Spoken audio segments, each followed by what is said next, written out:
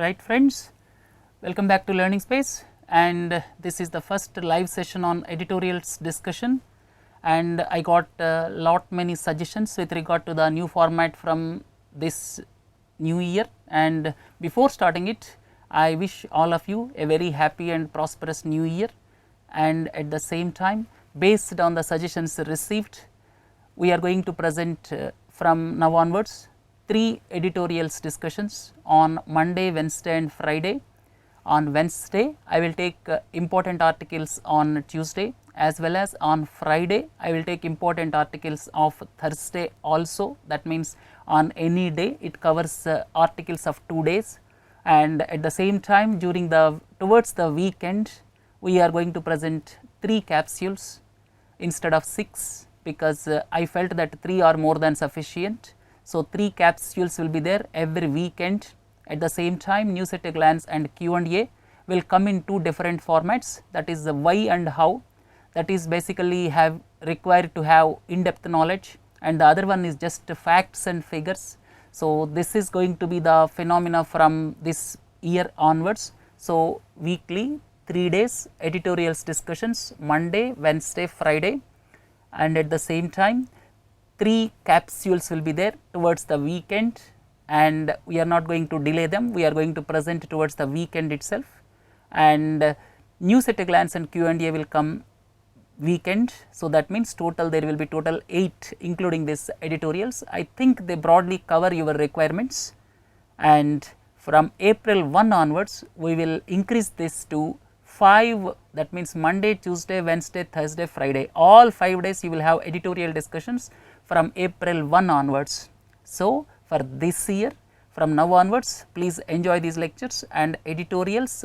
As I have already told you, we look at important national newspapers, and if you look at the Hindu, there are 2 important, one is editorial and the other one is article. Editorial is with regard to Obama's parting shot at Russia, and the article written by George Verghese, he is the Washington based correspondent of the Hindu, playing the angles with Russia. So, these 2 articles pertaining to USA-Russia relations, and please do not forget 2 capsules we are going to present this month.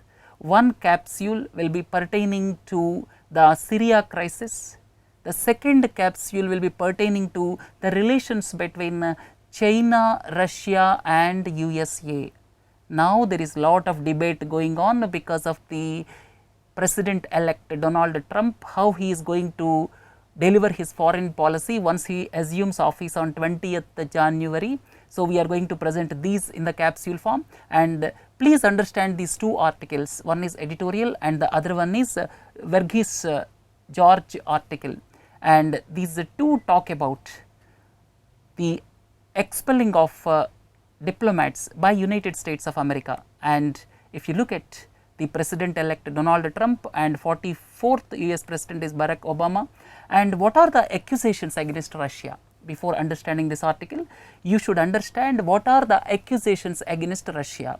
The basic accusations, it's intelligence agencies, Russia's intelligence agencies. I have given 2 logos here. These 2 are intelligence agencies. They basically hacked Democratic National Committee servers. This Democratic Party, please look into this slide. Donald Trump belongs to Republican Party and Hillary Clinton belongs to Democratic Party, and hacking was done. Hacking means illegally intruding into the networks. Hacking was done for Democratic National Committee servers and email account of Clinton campaign, and then selectively they were released, and because of which that means they took substantial part in the defeat of Hillary Clinton. That is the viewpoint of United States of America, and as a retaliatory step, diplomats, 35 diplomats from United States were expelled. So, this is all about these 2 articles, right. Then if you look at Obama's tenure, there are some landmark developments, at the same time some failures also. One important aspect of Obama failure is relations with Cuba. Diplomatic relations started during his tenure. Iran nuclear deal, that is basically because of the efforts by Barack Obama, much against the wishes of its long time friend Saudi Arabia. These two are credited to Barack Obama. Then relations with China, you cannot say anything about relations with China, and you cannot say they are successful because pivot to Asia policy. America is wanting, basically America wants to establish its pivot to Asia with the help of some Asian countries. India supported wholeheartedly to Barack Obama, but Philippines is not supporting.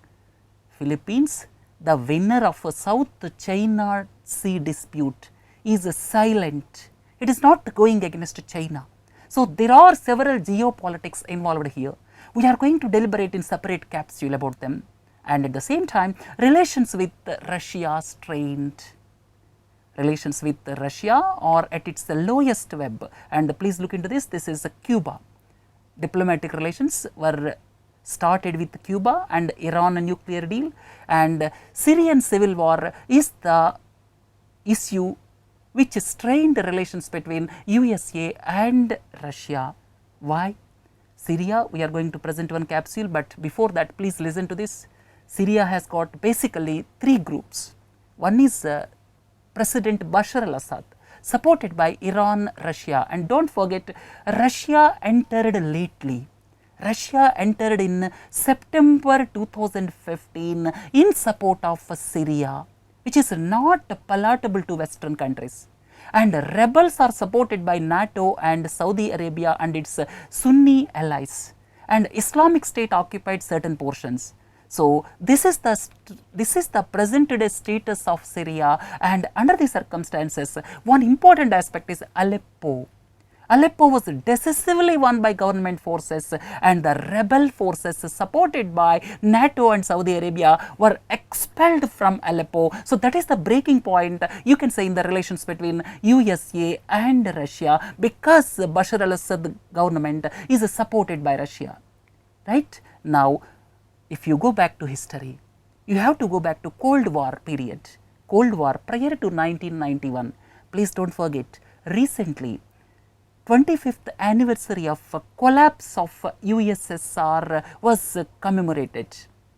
25th anniversary, USSR, Union of Soviet Socialist Republic, collapsed into several countries on December 25, 1991, and these two, USA as well as USSR, were Cold War rivals. After the fall of USSR, USA feels that the world is heading towards a unipolar world. What USA says is to be followed. It interfered in the affairs of Middle East countries. And if you look at Russia and the West in recent times, after the annexation of Crimea, please look into this map. Crimea is a peninsula of Black Sea, and Crimea was annexed by Russia from Ukraine. Because of annexation of Crimea by Russia, then what happened? West imposed sanctions on Russia. Though the economy of Russia contracted, but nothing much happened literally. And now Russia interfered in Syria's affairs in September 2015, and balance tilted towards the Bashar al-Assad government. That is not palatable to the Western countries, right. So, this is the breaking point, and questions which comes to anybody's mind. Now even Russia is asking, the hegemony of unipolar world has gone, and in future examinations also you may encounter questions like this. Do you feel that the days of unipolar world have gone? The days of polycentric world, are arriving at the world scene or not? These are the types of questions which you are expected to get, right. Why people are calling about a polycentric world is Russia is coming up on one side. That means it is trying to come up. It may not be that easy to come for the Russia onto the world stage because of the reason its economy collapsed. That is one primary reason. Then China is establishing its area of influence. And in fact, the interesting point is Philippines, which won the South China Sea dispute, is not talking against China. So, this is one interesting point. And under these circumstances, do you feel that the polycentric world is going to come up onto the world scene? So, this is interesting and important question you may encounter at any point. Maybe this is the topic for essay also. And here Russia's viewpoint in the article, basically Russia's viewpoint, there are 4 or 5 points I listed. Russia feels that, first point, USA is trying to retain its global leadership at all costs. It is still behaving like the days of unipolar world. It is trying to exercise its influence as I am only the king. Then second point is Russia strongly feels that it is time for polycentric world order. Several countries may have their zone of influence. It is no more the era of only one country or unipolar world. Then third point is US policy is towards systematic containment of Russia. USA deliberately containing Russia, sanctions on Russia on the issue of Crimea, and at the same time Western countries are creating missile defense system towards the western borders of Russia, or you can say on Eastern European countries, they are establishing missile defense system which is not palatable for Russia. Then well orchestrated campaign to malign Russia with hacking allegations. So, these are all the viewpoints of Russia. And finally, from this article as well as editorial, you can think about what is going to be the future. These are the Russia's viewpoints, and America's viewpoint is Russia is unnecessarily occupied Crimea, and it is not able to tell anything about Aleppo episode. But under these circumstances, real victor, or you can say real winner in 2016 geopolitics is undoubtedly Vladimir Putin.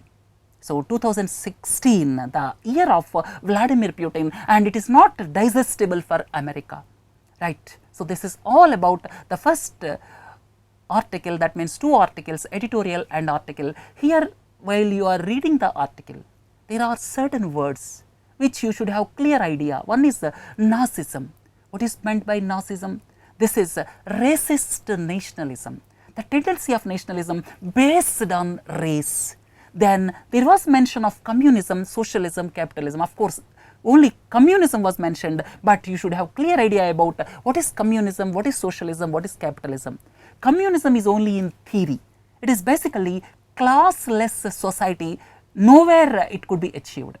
Socialism, and nowadays most of the governments are following both the socialism as well as capitalism to certain degree. Some countries may have more of capitalism, less of socialism, and some countries have got more of socialism and less of capitalism, because these two you cannot separate. When a old man is getting pension, that is the meaning of socialism. When government schools are established for entry at free, that is the socialism. And when market forces are given their due in any economy, that is capitalism. So, socialism, capitalism, these 2 words you should be familiar with, and 2 more words are appearing in this Verghese article. One is irreconcilable. What is the meaning of irreconcilable? That means impossible to find agreement. America is following certain policies which it is very difficult to find agreement. That is the meaning of irreconcilable. Then binary. Binary means consisting of 2 parts. Right. So, these are the words which appeared, and at the same time another article in the Hindu, not just about a quota, and this is third part of the article. The remaining 2 appeared last month, 3-4 days ago, and I am not going into much detail, but the crux of the article is the article argues in favor of reservations, and the article feels that reservations are required to ensure the representation of all social groups in positions of power. This is to prevent, or you can say this is to correct the historical error, because some disadvantaged groups historically discriminated, not enjoyed, historically discriminated, were discriminated, right. So, this is the viewpoint of this article. Then if you look at fourth article, this is Times of India, very important. From examination perspective, Niti Aayog completed 2 years. This is one very important article, and here the article is written by its vice chairperson Arvind Panagadia, and this only talks about the positive aspects of Niti Aayog during the past 2 years. And when some article appears in newspaper subsequently, you can look at it from the other perspective also. So this article talks about positive aspects of Niti Aayog, and I have taken some points from this article. Planning Commission. Planning Commission was basically to prepare and implement 5-year plans, basically to allocate resources to states. 12th 5-year plan is the last 5-year plan, and it is going to end by 31st March 2017. And as per this article, CMs used to be at the mercy of central government or at the mercy of Planning Commission for resources. Chief ministers used to be at the mercy of or at the doorstep of Planning Commission for resources. That means it talked about bad aspects or at that time Planning Commission's negative points. Now, if you look at Niti Aayog from examination perspective, don't forget, chairperson is Narendra Modi, then vice chairperson is Arvind Panagadia, CEO is Amitabh Kant, and here governing council consists of chief ministers as well as lieutenant governors of union territories. And Niti Aayog, it does not allocate any resources to states, and as per this article, Finance Commission, 14th Finance Commission raised the share of states from 32% to 42%, and this is a total shift from the working of then Planning Commission. Then if you look at 3 aspects of Niti Aayog main functions are to promote cooperative and competitive federalism. What is the meaning of cooperative federalism? Cooperative federalism is with the cooperation of all the states, country should grow. Country should grow with the cooperation of all the states. Then competitive federalism, there should be competition among the states. So the main crux of the matter as far as Niti Aayog is concerned is cooperative federalism and competitive federalism. And somebody may ask you, what is the best example of cooperative federalism in recent times? GST tax, goods and services tax, is the best example of cooperative federalism. Without cooperation among the states, it could not have been possible. So, cooperative federalism, competitive federalism, what do you understand by these terms? I think it may be another for examination perspective. Whenever any article appears on cooperative federalism, competitive federalism, please go through those articles in future. Then government's think tank. Basically, it reduced the manpower from around 1200 to 500 as per that article, and at the same time, it recruited some experts. It wants to be a think tank to the government. And third point is, it is assisting central government in policy making. Right? So, these 3 are the main functions, and it listed what are the activities during the past 2 years. 3-4 important aspects are there, please don't forget. First one is a subgroup of chief ministers on centrally sponsored schemes. The subgroup of chief ministers on centrally sponsored schemes was commissioned. It is headed by Madhya Pradesh chief minister, and it recommended reducing the schemes from 66 to 30. That is one important aspect. Second one is, there is a subgroup of chief ministers on Swachh Bharat mission as well as skill development, and 2 task forces were constituted on agriculture development and elimination of poverty. Then model land leasing law is based on the advice of Niti Aayog in Madhya Pradesh. It identified public sector units for closure, and at the same time it identified several public sector undertakings for strategic disinvestment. So, non-profit making public sector undertakings, some of them are processed for closure, closing public sector undertakings. Then strategic disinvestment, this sometimes you may be difficult to find the answer for strategic disinvestment. Strategic disinvestment is selling majority share in public sector undertakings. This word is very important. So, strategic disinvestment is selling majority stake in public sector undertakings, right? And proposal stage. The article also stated there are several aspects under proposal stage.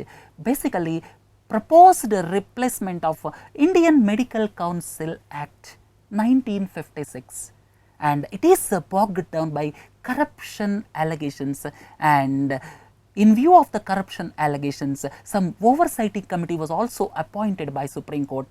Those things set apart. Now it is recommending Medical Education Commission, so as to bring a transparency in medical education. So this is at the draft stage, which is going to become reality in 2017. Second one is draft national energy policy, which is going to come up during the new year. Then it is behind reforming University Grants Commission Act of 1956 and AICTC Act of 1987, and it is in the process of creating 20 world-class universities. So this article talks about many things, and please don't forget this is one side, and if any expert writes on 2 years of functioning of Niti Aayog, then you can frame your own opinion with regard to other negative aspects also. But overall its life is just 2 years. Definitely positive aspects will definitely overweigh the negative aspects. Then before concluding this, one article I have gone through in business line. This is small article, India closing its doors on tax evaders. And this article, why I have taken is from examination perspective, especially civil services preliminary or other examinations for higher posts in our country. This various words appeared in this article. Tax havens, these words are very, very important, and all of you should have clear idea about these words. Tax havens, where tax is almost zero, they are tax havens. Mauritius, Cyprus, these are all examples. Panama, then Bahamas. So these are all examples of tax havens. Then DTAA, modification of double taxation avoidance agreements with 3 countries over in 2016, and during the last days of December, double taxation avoidance agreement was also modified with Singapore, please don't forget. And double taxation avoidance agreements modification is basically to prevent the round tripping of black money, very, very important. And here it will become source based taxation and instead of residence based taxation, because from examination point of view these points assumed a lot of significance. Then FATCA, this is automatic exchange of tax related information between the USA and India. India signed FATCA during 2016. This is very, very important. Then GAAR, this is General Anti-Avoidance Rules. This is basically to probe suspicious transactions from abroad. General Anti-Avoidance Rules to probe suspicious transactions abroad, and government stated they are going to be implemented from 1st April. Then BEPS, base erosion and profit shifting, we discussed several times. This is basically adopted by the multinational companies to shift their profits to low cost destinations, basically to avoid paying tax. Then multilateral competent authority agreement. Nowadays several countries are signing this multilateral competent authority agreement, and with the signing of this multilateral competent authority agreement, then what will happen? Automatic exchange of information will become reality, right? So common reporting standards are going to be evolved for automatic exchange of information. So IDS, Income Declaration Scheme, Pradhan Mantri Garib Kalyan Yojana, we discussed several times. So these are the buzzwords, or these are the words which you expect questions in interviews or in various examinations. So from that perspective, this article assumed significance. More than reading the article, you should have clear understanding about what are these words, because these words made rounds during the year 2016.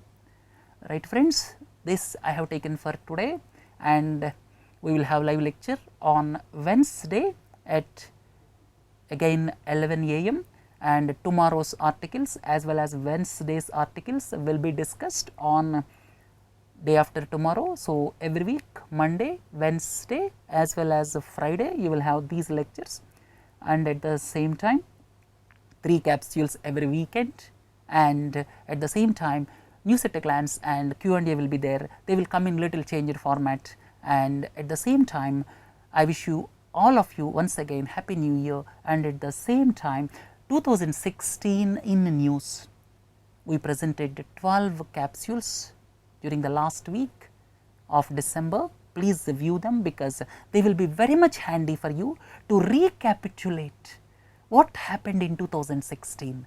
I have taken various aspects benefiting your examinations. So, 2016 in news, please view them, right. So, we will meet once again at 11 a.m. on Wednesday, and with this let us conclude today's live lecture. And these are the important articles I have seen from around 3 newspapers. And sometimes if I find any article, if I do not find time for discussion also, I will present here so that you can go through them, because I will go through normally 4 or 5 newspapers. If I feel that some article can easily be understandable by you, at the same time if some article, if I am not able to discuss for paucity of time, you can go through them. So, I will present here so that you can go through them later, right friends. But one important suggestion is, as and when I discuss these articles, try to make notes and try to read once again, and try to read at the same time, try to understand that same day. That is the purpose of presenting you on the same day, so that you will not have any difficulty in understanding various aspects, right friends. Have a nice day. Thank you. Thanks a lot.